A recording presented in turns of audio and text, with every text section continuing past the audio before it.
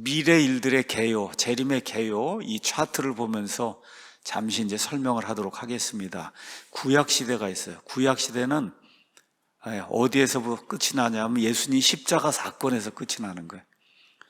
예수님 이 땅에 태어난 때, 그때부터 신약 시대가 아니라 예수님 십자가 사건, 피를 흘리고 죽으시는 그 순간 모든 것이 다 이루어졌다 하는 그 순간까지가 엄밀하게 구약 시대예요.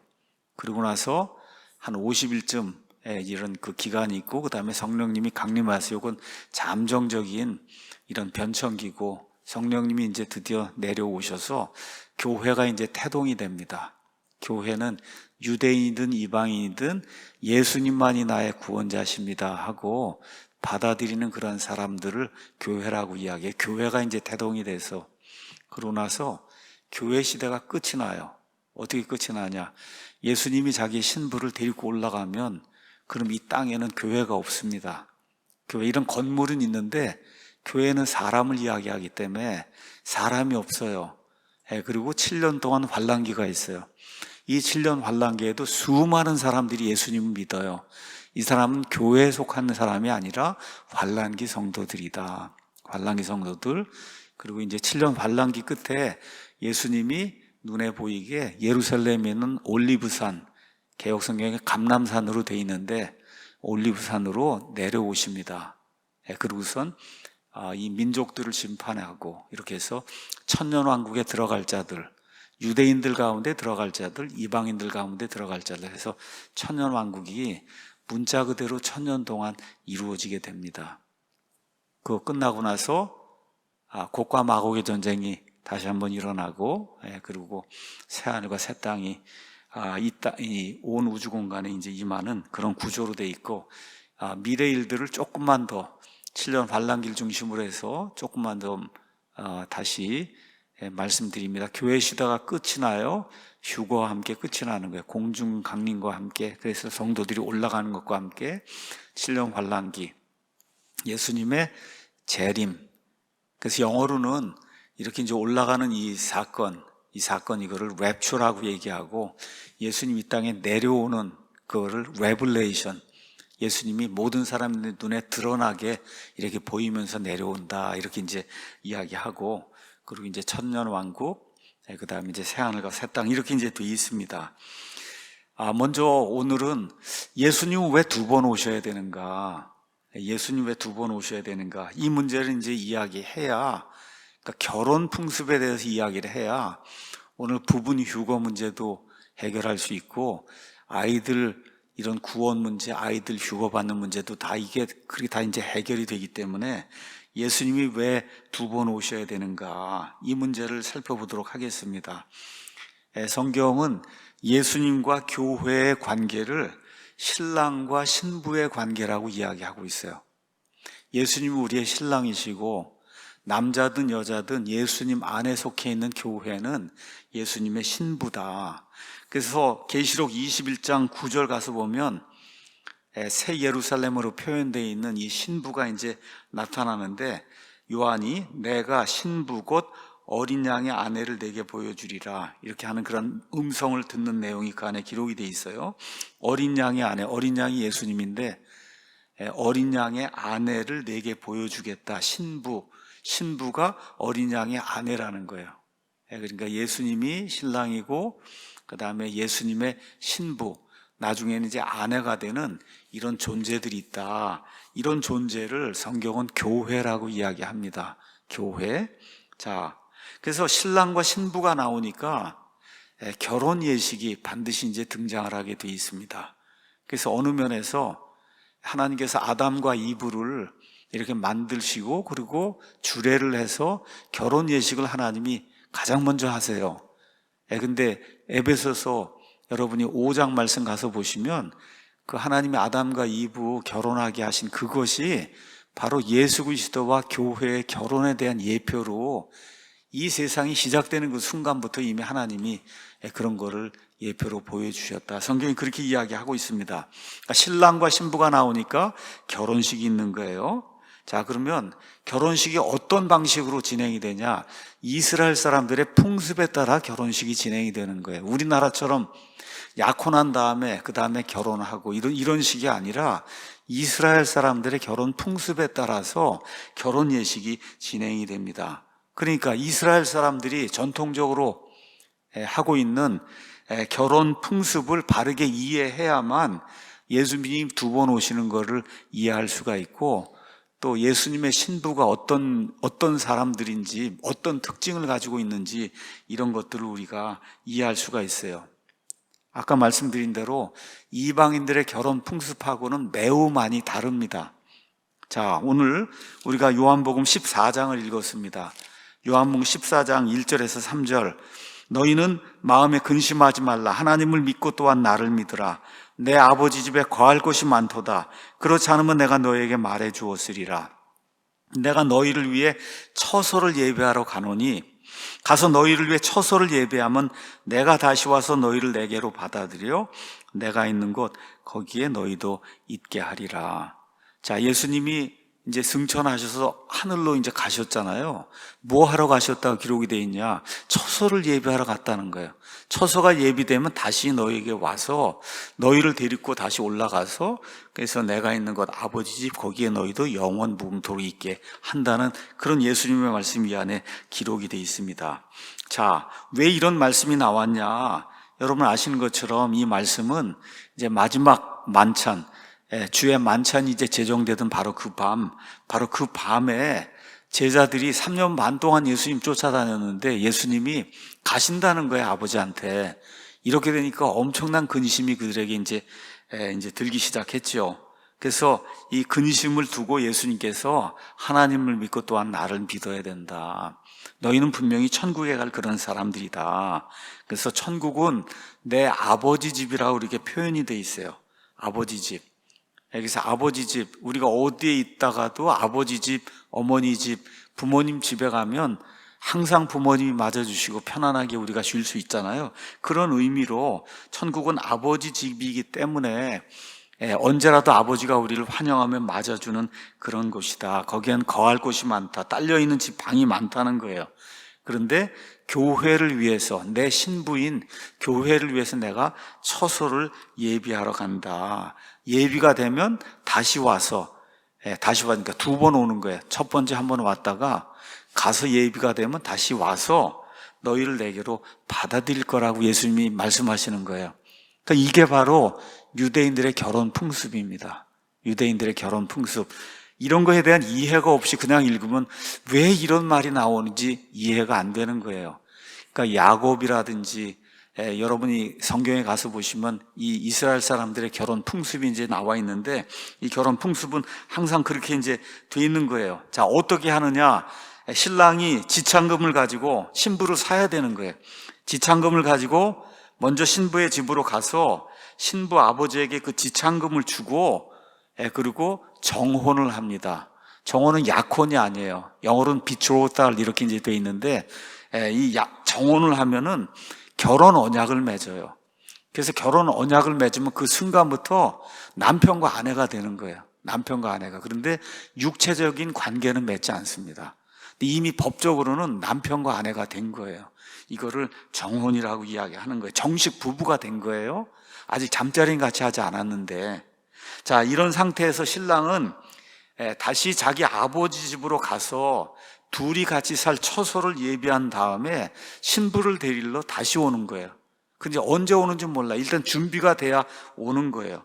그 와서는 신부를 데리고 자기 아버지 집으로 가서 그 많은 손님들 앞에서 혼인 예식을 치르고 그리고 7일 동안 함께 신랑과 신부가 비밀스러운 장소에 함께 있다가 7일이 지나면은 이제 나와서 신부를 공개하는 이런 형태로 이스라엘 사람들의 전체 결혼 이런 그 예식이 이렇게 이제 요약이 될 수가 있습니다. 그러니까 지금 예수님이 하신 말씀 요한복음 14장 1절에서 3절 내가 가서 처소를 예비하고 처소가 예비되면 다시 와서 너희를 데려다가 나 있는 곳 아버지 집으로 다시 데려가서 그럼 데려가면 무슨 일을 하겠어요?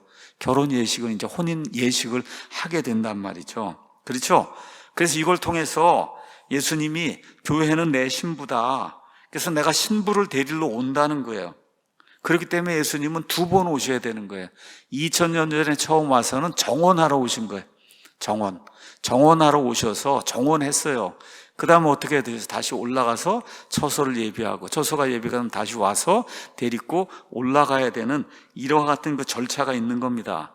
자, 그러면 언약을 맺는다고 했는데 마태복음 26장 28절 가서 보면 여기 요한복음 14장 13장 14장 여기 가서 보면 마지막 밤에 주의 만찬을 행하면서 예수님께서 이것은 죄들의 사면을 얻게 하려고 많은 사람을 위해 흘린 나의 피 곧 새 상속 언약의 피다 해서 상속 언약을 맺는데, 이게 개역 성경에는 새가 빠져 있어요. 새. 제일 중요한 게 새예요.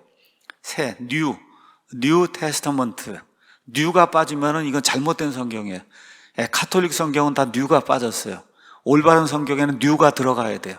그래서 구약, 올드 테스터먼트가 없어지고 그 다음에 예수님이 뉴 테스터먼트, 새로운 상속 언약을 자기 피로 세우는 거예요.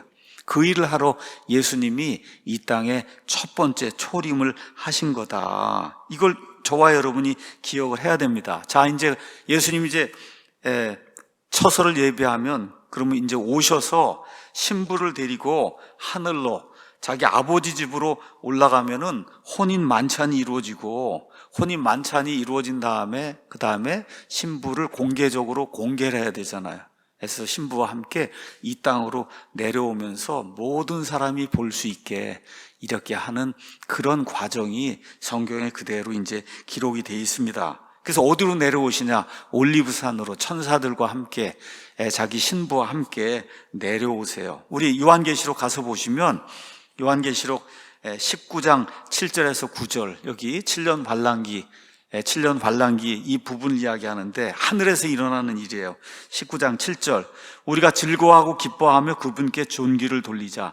어린 양의 혼인잔치가 다가왔고 그분의 아내가 자신을 예비했다는 그 7년 환란기에 하늘에서 어린 양의 혼인잔치가 다가왔고 그분의 아내가 자신을 예비했어요. 9절 가서 보니까 기록하라. 어린 양의 혼인 만찬에 부름받은 자들은 복이 있다. 자, 그러니까 7년 환란기 이 기간에 하늘에서 어린 양의 혼인잔치가 이루어진단 말이에요. 그러면은 어린 양의 신부는 이미 휴거가 돼서 올라가야만, 그렇죠? 올라가야만 혼인잔치가 이루어질 거잖아요. 순서가 그렇게 돼 있단 말이에요. 그렇죠? 그러니까 7년 환란기 전에 신부가 올라가야 되는 거예요. 신부가 올라가야만 된다. 그래야 어린 양의 혼인 만찬, 신랑과 신부가 하나가 돼서 혼인하는 그와 같은 일이 이루어진단 말이에요. 이게 이스라엘 사람들의 결혼 풍습이고, 예수님은 이스라엘 사람들의 결혼 풍습 그대로 제자들에게 그걸 뭐 설명해 주지 않아도 다 아는 내용이야. 이스라엘 사람들은 너무나 잘 아는 그런 내용이기 때문에. 그러니까 예수님이 지상 강림하면서 천사들과 함께 자기 신부와 함께 땅에 내려오기 전에 뭐가 있어야 되느냐? 이 7년 환란기 전에 신부를 먼저 데려가는 일이 있어야, 처소가 예비가 되면 어떻게 와서 신부를 데려가야 되는 일이 먼저 있단 말이에요. 그러고 나서 결혼 예식이 7일 동안 이렇게 성대하게 진행이 되고 이렇게 나오는 그런 일이 이제 필요한 거죠. 자, 그럼 예수 그리스도의 신부는 누구냐? 자, 구약 시대에는 하나님의 백성 이스라엘, 그 이스라엘을 하나님이 내 아내라고 불렀어요. 여러분이 호세아서 2장 2절 가서 보면 이스라엘은 내 아내다.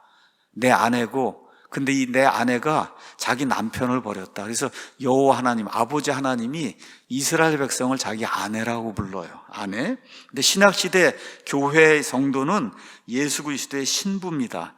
이 신부가 혼인 만찬에 이제 돼서 이제 이루어지면은 아내가 되는 거. 오늘 아까 읽은 것처럼 신부가 아내가 되는 거예요. 그래서 예수 그리스도의 이 신부, 이거를 신약시대 교회라고 이야기하는데, 우리 고린도후서 11장 2절 가서 보면 사도 바울이 이렇게 이야기했어요. 내가 하나님께 속한 질투로 너희에 대해 질투하노니 이는 내가 너희를 순결한 한 처녀로, 너희 예수 그리스도 안에는 교회, 유대인이든 이방인이든 예수님의 십자가의 보혈의 공로로 구원받은 자들, 이 사람들을 순결한 한 처녀로, 남자도 좋고 여자도 좋고 아이도 좋고 어른도 좋고 누구든지 예수 그리스도 안에 있는 사람을 순결한 한 처녀로 그리스도께 드리기 위해 너희를 한 남편과 정혼시켰다. 그 한 남편이 예수님이란 말이에요. 그래서 정혼이 됐단 말이에요. 지금 저와 여러분이 정혼이 됐어요. 이렇게 돼서 우리가 신부고 예수님이 신랑이라고 성경이 이야기하고 있어요. 그렇기 때문에 십자가 사건 이후에 한 50일 정도 이제 시간 변천기를 거치고 나서 드디어 오순절 성령 강림 이루어지고, 그러면 성령님의 침례를 받아서 다시 태어난 사람들, 영어로 born again, 다시 두 번째 태어난 이런 사람들은 다 교회고 예수님의 신부입니다. 예수님의 신부는 오순절 성령 강림 이후에, 그렇죠? 성령님에 의해 태어나는 거예요. born again. 어머니 뱃속에서 태어나는 거 한 번, 그 다음에 born again, 다시 한 번 태어나는 거, again, 다시 한 번 태어나는 거, 어디에서? 하늘에서 성령님에 의해 태어나는 거. 요 두 번째 태어난 걸 경험한 사람은 예수님의 신부고 교회예요. 자, 그러면 신랑이신 예수님이 지금 누구를 데리러 오는 거예요? 신부를 데리러 오니까 신부가 되는 교회는 100% 다 올라가야 되는 거예요. 하나도 남아있으면 결혼 예식이 안 됩니다. 예수님께 속해서 예수님의 신부는 다 올라가야 되는 거예요. 다. 자, 그런데 예수님 공중에서 이렇게 강림할 때 신부를 데리러 올 때 두 종류의 사람이 있단 말이에요. 이 신부에 하나는 이미 죽어 있는 사람이 있어요. 지난 2000년 동안 사도 바울을 포함해서, 루터를 포함해서, 우리 아버지 어머니, 우리 장인어른 장모님을 포함해서 여러분 가운데 부모님들 믿으신 이런 분들 지금 다 이미 죽어 있단 말이에요. 죽어 있지만 예수님의 십자가의 보혈의 공로로 구원받아 예수님의 몸에 속해 예수님의 신부가 된 이런 사람들이 있단 말이에요. 예수님 공중 강림하실 때. 그렇죠? 그 다음에 누가 있어요? 살아서 남아있는 우리가 있잖아요. 그러니까 두 부류의 사람이 있는 거예요. 그래서 여기 데살로니가 전서 4장 16, 17 가서 보면 주께서 호령과 천사장의 음성과 하나님의 나팔 소리와 함께 친히 하늘로부터 내려오세요. 누굴 데리고 가려고? 자기 신부를 데리고 가려고. 그러면 그리스도 안에서 죽은 자들이 먼저 일어나고 부활 성도가 일어난단 말이에요. 신약시대 그리스도의 십자가의 보혈로 말미암아 구원받는 사람들이 먼저 일어나고, 그리고 그 뒤에, 바로 그 뒤에 눈 깜짝할 사이에 살아서 남아있는 우리가 그들과 함께 구름 속으로 채워 올라가 공중에서 주를 만나리라. 그리하여 우리가 항상 주와 함께 있는 거예요. 그렇게 해서 올라가면은 그리스도의 심판석을 통과하고, 그러고선 예수 그리스도의 혼인 만찬에 참여하고, 이렇게 되면서 몸이 이미 변해버렸어요. 그렇죠? 이렇게 되면서 주님과 함께 영원 무궁토록 존재하는 예수님의 신부, 예수님의 아내로 남아있게 되는 거예요. 그러니까 예수님 공중에서 내려오실 때는 여기도 마찬가지예요. 고린도전서 15장 51절, 내가 너희에게 한 신비를 보이노니 우리가 다 잠재하지 아니하고 마지막 나팔 소리가 날 때 눈 깜짝할 사이 순식간에 다 변화가 된다.